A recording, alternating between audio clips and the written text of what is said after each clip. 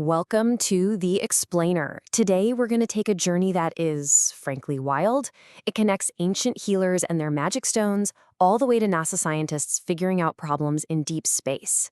This is the incredible story of how we, as humans, finally started to learn the body's own electric language. I mean, just think about that question for a second. Could something our ancestors used thousands of years ago actually be validated by the most advanced scientific organization on Earth? That's the heart of what we're digging into today, this absolutely bonkers journey of electromagnetic therapy. So let's rewind. Where does a story like this even begin? Well, it starts way, way back, long before we had any concept of electricity or magnetic fields.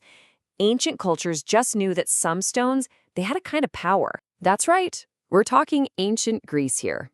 Even Hippocrates himself, the father of modern medicine, he actually observed and wrote about what magnets could do. So this wasn't some fringe idea. It was a real phenomenon that the most respected medical mind of the time was paying attention to. And it wasn't just in Greece. You look across the ancient world, Egypt, China, you name it, and you find healers using these naturally magnetic rocks called lodestones to help with pain and other health issues. Now, they had no clue why it worked, of course. The science was still centuries off, but they could see what it did. Something powerful was happening. Okay, now let's hit the fast forward button and jump ahead a couple thousand years. We're landing right in the age of discovery, and this is where that ancient mystery really starts to get cracked wide open. This is where observation starts turning into actual science. You see, the foundation was built piece by brilliant piece. First, in the 1700s, you've got Luigi Galvani doing that famous experiment with frog legs, proving our bodies have their own electricity. Then, boom, 1831, the genius Michael Faraday discovers electromagnetic induction, the very principle that basically powers our entire world today. And by the late 1800s, the visionary Nikola Tesla was already tinkering with high-frequency currents, wondering how they could be used to heal. Each discovery was a massive step forward. But you know how it goes. With any amazing new promise, things can go wrong.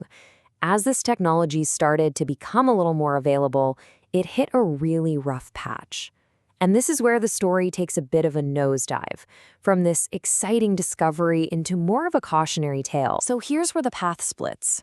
On one side, you had this genuine, exciting potential. Devices were showing up in clinics, even in people's homes, offering real hope for things like pain relief.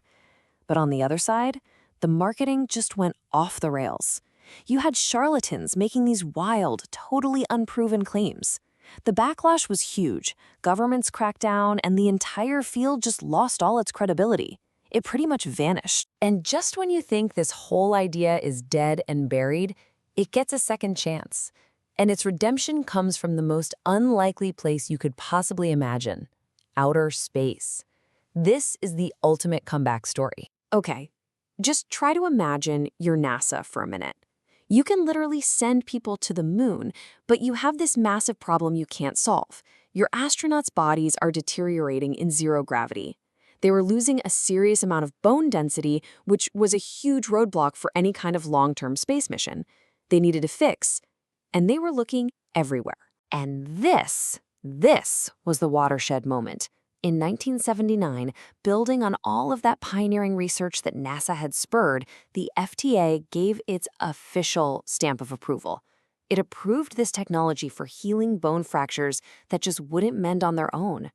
After decades of being dismissed, the science was finally, officially, for real. And that brings us to what we call it today: PMF. That stands for pulsed electromagnetic field, and that word, pulsed, is the absolute key here. This isn't just about sticking a simple magnet on your body. Nope. This is about using targeted, specific energy waves that pulse, turning on and off to stimulate your body's own natural healing systems, right down at the cellular level. It's way more sophisticated. All right, so it's earned its scientific stripes, it's got the FDA's nod, so where is PMF today? Well, it's made the leap from those specialized labs, and it's landed right in the middle of mainstream health and wellness. Today, you'll find it being used all over the place. everything from helping people manage chronic pain to bringing down inflammation. Pro athletes absolutely swear by it for speeding up the recovery after an injury. You can find it in high-end wellness centers, and now it's even become accessible enough for people to use in their own homes. So when you really step back and look at the big picture, we've totally come full circle. What began with ancient healers noticing something special about lodestones went on this massive journey. Through centuries of science, it survived a period of total skepticism, and then it got validated by the toughest critics out there, NASA and the FDA. And it really leaves you with a final thought, doesn't it? This whole story proves that sometimes the future of health isn't about inventing something brand new, but about looking back at ancient wisdom with our modern scientific eyes. It makes you wonder, what other incredible secrets are just waiting out there for us to rediscover? Thanks for joining us for this explainer.